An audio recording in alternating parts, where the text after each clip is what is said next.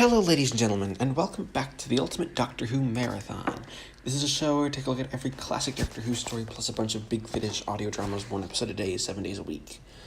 And today, on the 15th of May, 2019, we are starting a look at the finale of the 15th season of Doctor Who, The Invasion of Time, starting with Part 1.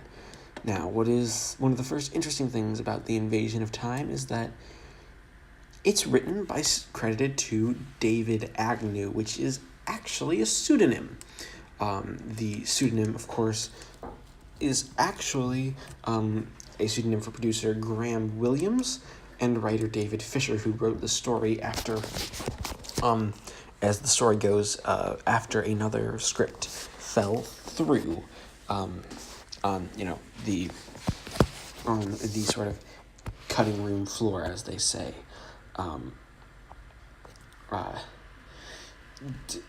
Now, what's interesting is that, as it is written, The Invasion of Time Part 1 starts out in the TARDIS, rather interestingly having the Doctor and having Leela and K9 waiting while the Doctor basically makes a deal with an alien species called the Varden, who,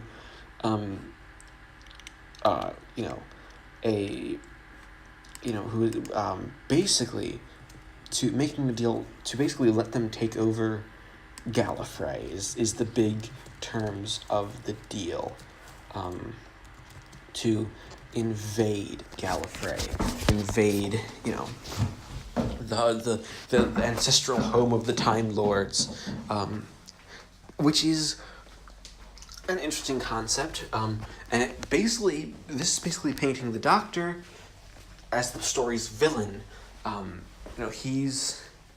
Doctor's usually the one who comes in to save Gallifrey, so why would he be trying to, have an alien species invade it? And Leela isn't even allowed to know about his plans. She's just sort of a side character here, which is perhaps one of the big issues of this episode, is that the writers don't give Leela much to do here. That's really the big flaw, except complain about dresses. She's on Gallifrey, which is, nice. You have Leela there for those purposes. She works very, very well. But as a character, as studying, as the characterization goes, she doesn't actually do too poorly. Now, what's interesting is you have that, after this opening scenes in the TARDIS, you have the Doctor make it to Gallifrey with Leela coming along and K9 staying in the TARDIS, but he's basically he lands, guards come and basically surround the TARDIS because, Gallifrey, that's sort of what they do. It's very much a, as a story, we're building sort of the mythos of Gallifrey, how sort of Gallifrey works. The Doctor, the Time Lords here, like the captain of the guard, Andred, is kind of a complete idiot. He basically allows the Doctor to push him around and get him to Chancellor Barusa's office. Barusa appeared in Deadly Assassin, where he was played, I'm not sure who was played by, but here he's played by John Arnott, a different actor than he first appeared in. Who took over Chancellor Goth's place once after the events of the Deadly Assassin. What's interesting is that that the character of Barusa here, rather interestingly, ends up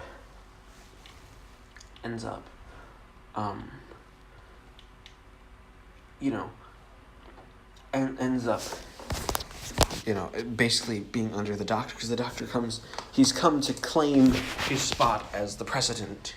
And the big cliffhanger of the episode is the Doctor gets himself inducted as president, and something goes wrong when being linked to the Matrix. He starts to feel extreme pain and collapses, and that's our big cliffhanger. And it's a solid cliffhanger moment. It's a big danger with happening with the Doctor. He also has his quarters remodeled with lead for nefarious reasons. No one quite knows, including the doors, the ceiling, the floors. Basically, he wants everything lined with lead. So that sort of gives you a hint that not everything is quite what it seems here. It's very much a interesting little look behind the curtain that something's still a little off here. Now, what else happens is, but honestly, that's all about what happens in this episode, but that only takes about 20 minutes of the runtime. There's a decent 5 to 8 minutes or so of padding and just going over a lot of the same stuff that really isn't necessarily, like these two random comedy Time Lords who they're just kind of there for no reason. They don't serve a purpose. They aren't like big players. They're just there to watch the induction ceremony of the Doctor, and that's it. There's scenes with Castellan Spandrel, who is played by Milton Johns, who's this sort of seedy character, and he's fun. He's very much a kiss up to the Doctor, but like early on, he is just sort of there for scenes that just sort of pad out the runtime. It's an episode of padding in places, and that just doesn't work. But overall, it's a great start to the story. There's plenty of intrigue, plenty of, real questions of what could be going on. So overall, I'm going to give The Invasion of Time Part 1 an 8 out of 10. It is the 16th of May, 2019, and I just finished watching Part 2 of The Invasion of Time. Now, Part 2 of The Invasion of Time does some interesting things. I'm going to start by talking about the cliffhanger of the episode, where we get the reveal of the Vardens as the villain. These sort of, basically their aluminum foil as aliens. It's very obviously ran. There was a problem with the budget by this point, and that the budget had run out for the season when the villains are your big bad of the story is aluminum foil, or at least one of your big bads. The other ones we'll get to in a couple of episodes' time. Now, what is interesting about The Invasion of Time Part 2 is that this is the big cliffhanger is the Doctor it's not the reveal of the Vardens, it's the Doctor has let the Varden invade Gallifrey. He's basically betrayed his own people, which is a very big sort of, a big reveal, and a big important reveal, because it's one of the ones that makes you really think that, wow, this is going to end poorly for Gallifrey, and mainly because that's the real big ending of this story. Because outside of that, there's actually, in this episode, there isn't that much.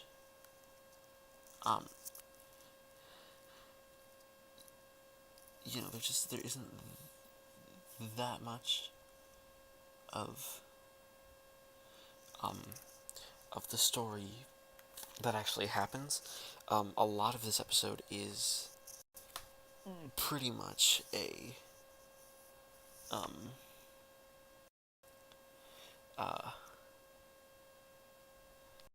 lot of this is very much a story of sort of running around the corridors of Gallifrey, and um, and in running around, just sort of the hallways of Gallifrey, like, it's basically a chase because, so the Doctor in his delirium basically decides to uphold the law of no outsiders in Gallifrey, and he basically puts a hit out on Leela. It's like to throw her out of the Citadel into the wastelands, because we're getting our first real big look at the wastelands of Gallifrey later on in the story. So it's basically Leela's trying to run away, while the Doctor, um, you know, is basically he's put in his office to rest. There's a guard put on his door, and he's basically he's told he basically is told that no, she basically tells his companion to basically get out of his sight for the rest of eternity. Partially, now there's some hidden ideas. Now what's interesting is that he also then sneaks out of his office, breaks the fourth wall by saying the famous line, "Even the sonic screwdriver won't get me out of this one," which is kind of an interesting note on how far the Graham Williams era has come. Where we've sort of exited the dark horror. Now we're most definitely the comedy, where the Doctor is able to physically break the fourth wall and give a little nudge, wink to the audience. Is something that is really quite sad. But overall, the episode is still it's an enjoyable episode, even if the fourth wall. We must be mourning the fourth wall because Tom Baker couldn't.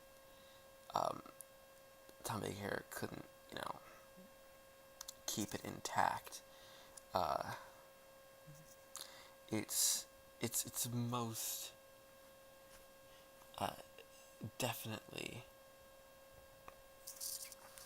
And this is, but what's interesting is that even with the sort of, a bunch of the runarounds, you also have the introduction of Rodan, who is a female Time Lord, who basically works controlling what goes in and out of Gallifrey and sort of like that sector of the galaxy.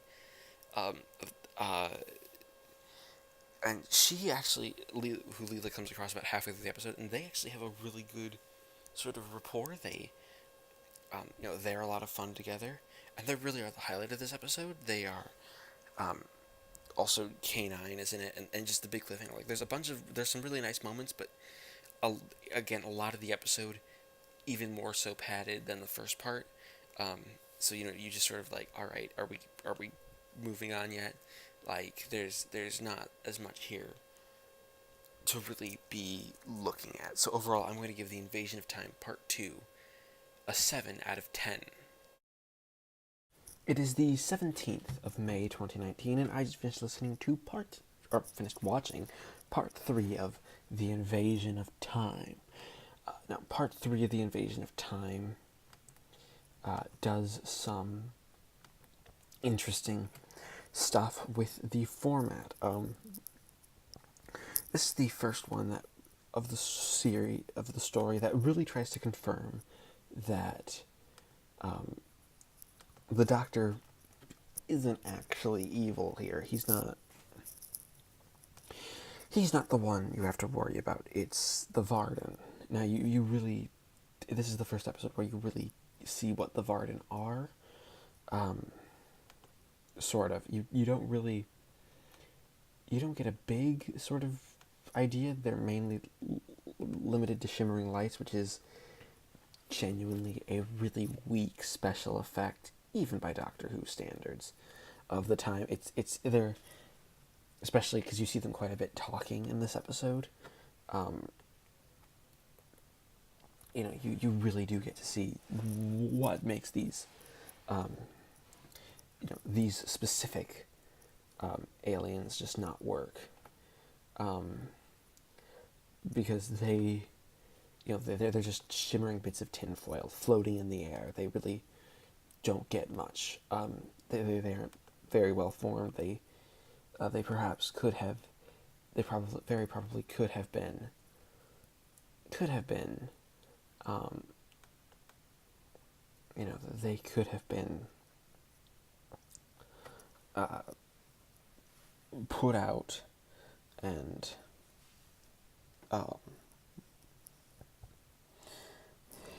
completely, you know, probably would have done maybe just with like people in cloaks who appear. They probably didn't have to be so shimmery, like this weird overlay effect, because it's genuinely a weird looking effect. Now, some other really interesting stuff, though that doesn't mean that a lot of this is bad. The episode does sort of seem to really fall down into the issue of the that the Doctor and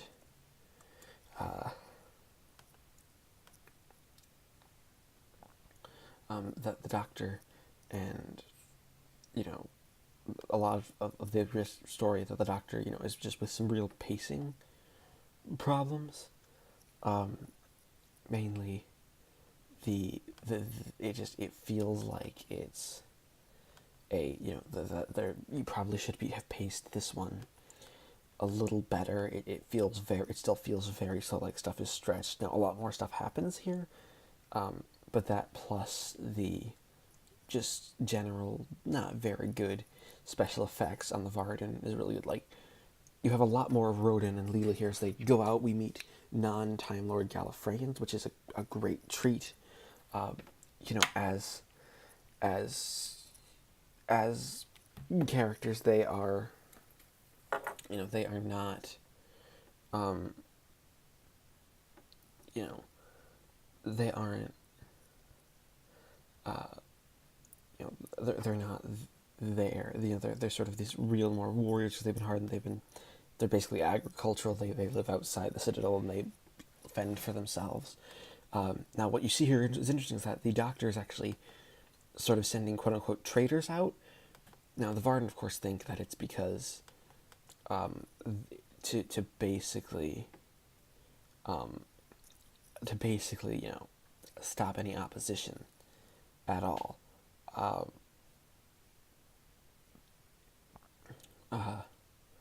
You know, it's but really he's basically sort of building an army to fight the Varden. It's really really well written and well acted. It's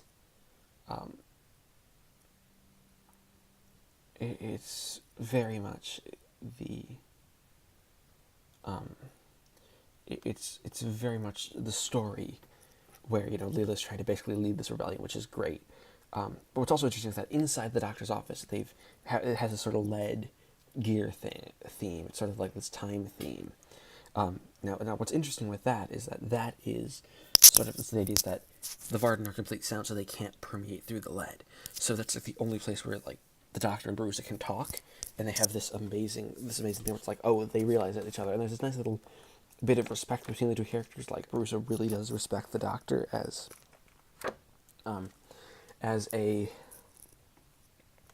you know, as a pupil, even if he wasn't the best pupil, but he had the most potential as a pupil. It's this very good Doctor-teacher sort of relationship. You know, it's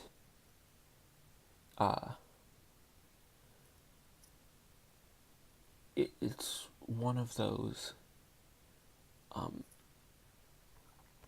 you know, it's one of those, it's a story that really does a good job of building on their relationship. And the big ending is that you have Andrew, who's the captain of the guards, who is basically is convinced that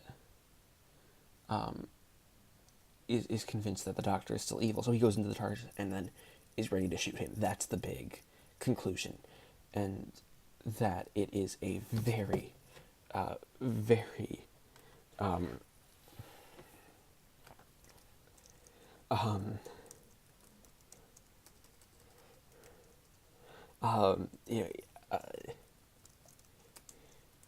you know, it's this big big good cliffhanger moment, and you really see the Doctor work.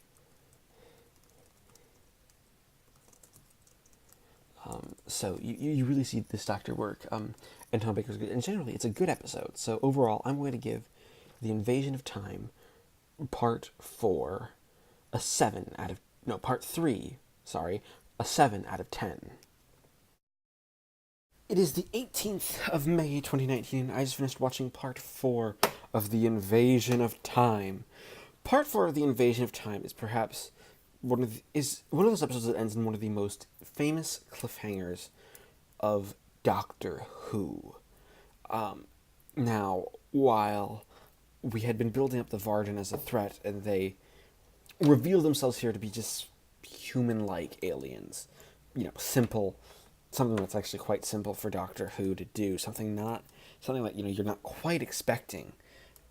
Mainly because, well, why would you just expect these aliens to just be humans? Like, that's completely weird. It ends with the Varden defeated, but it turns out the Varden were only subordinates to the Sontarans, who just show up, and bam, we have a military race that has invaded Gallifrey. Where are we going to go from here? It's a great cliffhanger. It's really well executed. Gerald Blake, the director, who has been... I haven't mentioned much. He directed The Abominable Snowman for Patrick Troughton, and then this story, and that's it. His direction here has been great. It was this great scene direction. Like, you have this amazing contrast from the jubilant celebration of all of our characters. Like, yeah, we did it. We're, we beat the Varden, or the Vardens, to this. Wait, the Doctor's like, wait, what are you guys looking at? What's behind me? Bam, Sontarans, right into cliffhanger territory, which is excellent. It is an excellent use of, just, this is how it's a good way of, like, this is how you do your cliffhanger. You don't, you give it the shot, let it have the shot, and then bam, keep it going, keep it interesting, keep things moving, because that's also very important, is that things have to be moving. That being said, the episode itself actually has a few flaws. First and foremost, a lot of the android stuff is quite boring. It very much is like, oh, okay, we're doing this. Like, Android in the TARDIS, having him on the Doctor's side is difficult. And actually defeating the Varden seems to be just one of those sort of... It's a story element that is basically built up, and like, oh, okay, we're doing this. This is what we're doing, but it's it's one of those big sort of conclusions where it's like, okay, we're just waiting for them to be destroyed, and the way they're destroyed is pretty techno-babbly and very much I filled with the thing, and that made everything better. It saved the day because I'm entirely clever and I'm the Doctor. That's what I do. I make things. I'm clever when I make things better. It's what makes it. This sort of makes just a lot of the episode drag. There's a lot here that probably could have been. It could have been explored more. Could have built itself up a bit more. And it probably could have just been better executed. You have the outsiders, basically being, you don't have much of a battle, but you do have the outsiders of Gallifrey really there. Now, there's something really, really good. Milton Johns as Castellan Kellner is this great bit of treachery where the Doctor, like, at the end when everything is said and done, he pretty much calls him out for basically being ready to betray his own planet to the Varden.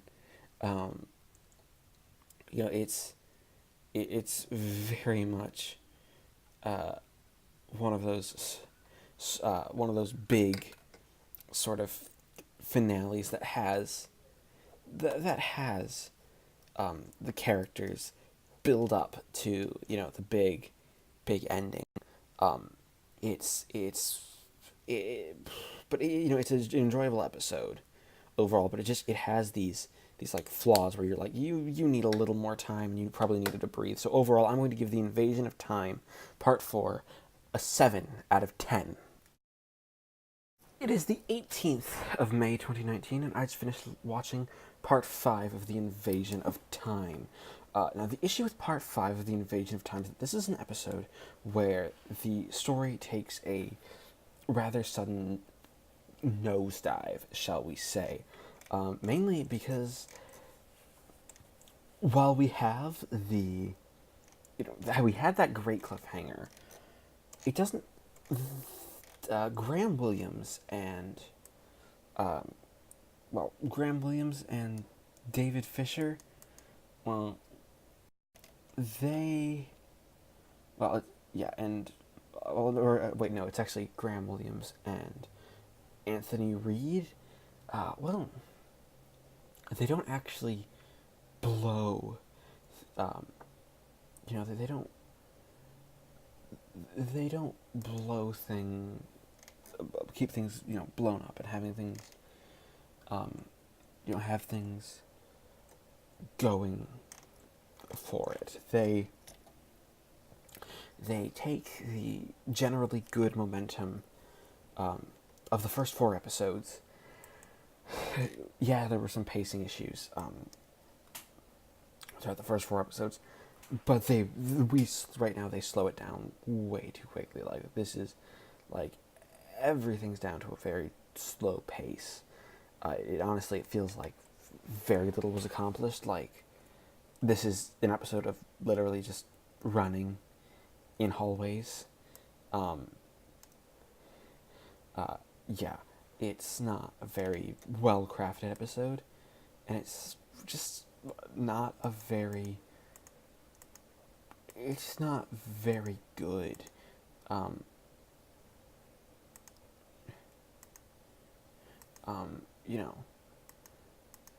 It's an episode that you really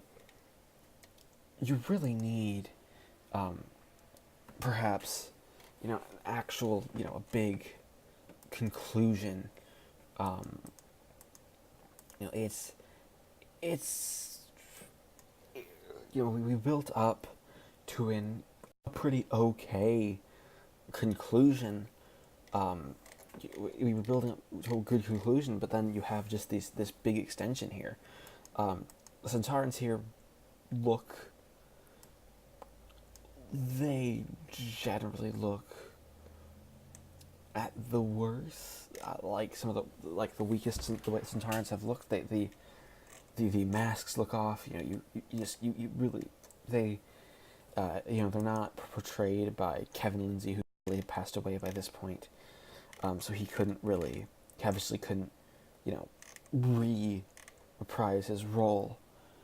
But the people playing with Centaurs, they look comedic. They're no longer short. You have this. They look kind of slightly like a comedy duo, one tall, one short. It's all very,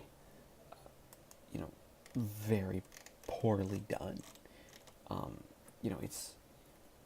It's just sort of like, hey, we kind of did this story. We were, we thought we were doing something interesting and fun, but they really don't do. They weren't really doing that much. Like, again, you have the problem that you can tell this episode is out of budget. Like, when the episode itself is pretty much it's basically a let's run down corridors / hallways, because that's sort of what we're doing. um, it's not, it's not really, it's not really,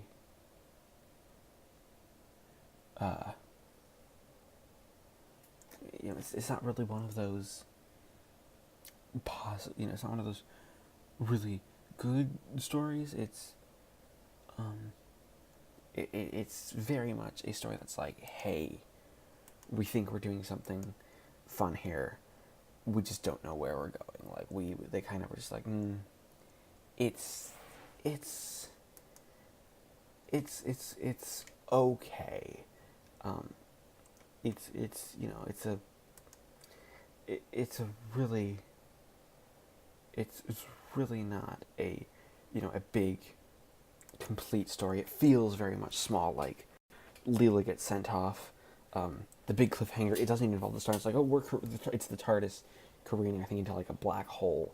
It's not doing anything good. The only real good element is Kellner, who's who's one of those. He's this over the top, basically an he's this over the top character who immediately switches his allegiance to the Suntarans. A lot of just like there's this whole there's this there's this whole sort of plot line with like the Doctor needs the great key of Rassilon to control everything, so he takes it from Bruce, and it's just a key. Like it's not built up. They're trying to build up this. It's like this historic artifact. It looks like a regular key. It doesn't look very interesting.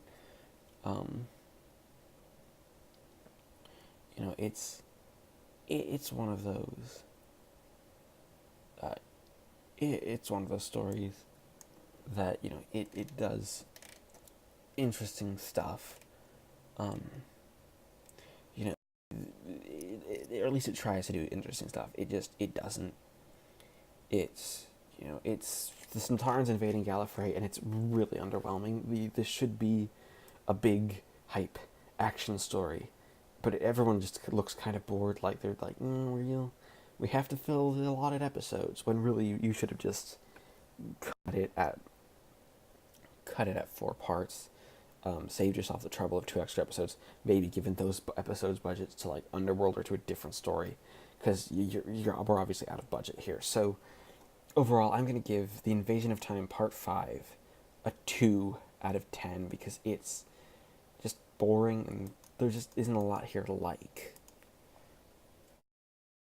It is the 19th of May 2019, and I just finished watching the concluding episode, Part 6 of The Invasion of Time, aka let's walk through the TARDIS, but we don't actually build any TARDIS sets.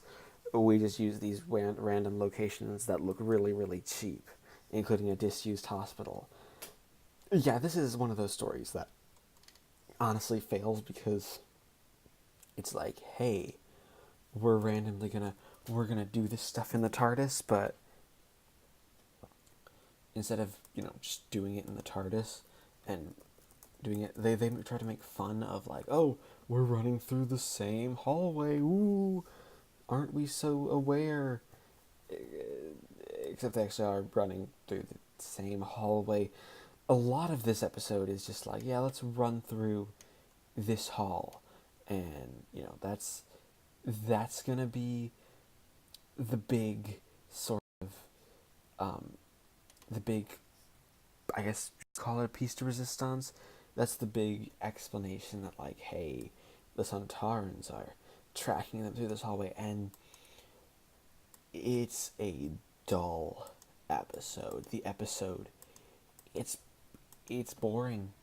There's not a lot here to really, not only to just keep you engaged, it doesn't keep you wanting to watch. It's like, all right, we're doing the evil Centaurans chasing the Doctor through a hallway.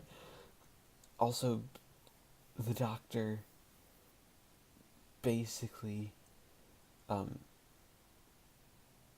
it was one of those stories where, like, this is an episode where the Doctor's like, right, I build a gun and we defeat the aliens, and then the story's over, padded out for 25 minutes with walking through hallways.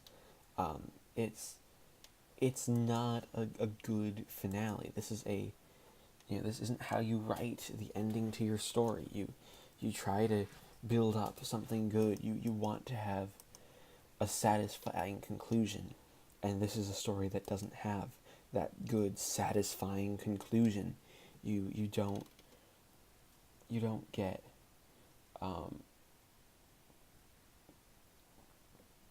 you know we get you know it's one of those, it's a plot that ends with like, hey, we think we did this right, we don't really know, but trust us because we know what we're doing, when really it's sort of a, why should I trust you? This is how they end the story, and the story ends with Leela, quote unquote, having fallen in love with Andrid and staying on Gallifrey with K9, and the Doctor is a second K9, Mark II, K9 Mark II, which, isn't a bad idea. It's not, not the worst idea in the world, but for sort of plot lines, as far as plot lines go, it's one that's just like, no, you really should have thought this one through more, Doctor Who. They're not really, it's not really a, a big, oh, we did this great finale, you know, it's a, here's the ending, we kind of ended our season and we kind of limped things off. Oh, we basically made a limp ending. It's like, we sort of ended it, so please don't switch off because we ended it on a weak note. Like, Leela was a really fun character and now she's gone. It's not, this isn't how you write a good ending. This is how you get people complaining that you wrote a bad ending. It's it's very much we just sort of tried. We were just like, we just ran out of ideas and was like, okay, now we'll just sort of write ourselves here.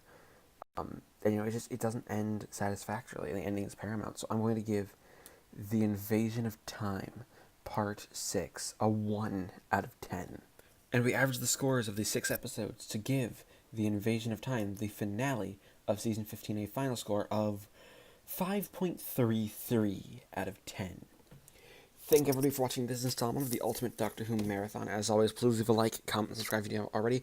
And join me next time before we take a look at Season 16, start looking at Season 16, we start 2 series of audios. The first being the Nest Cottage Chronicles in Hornet's Nest.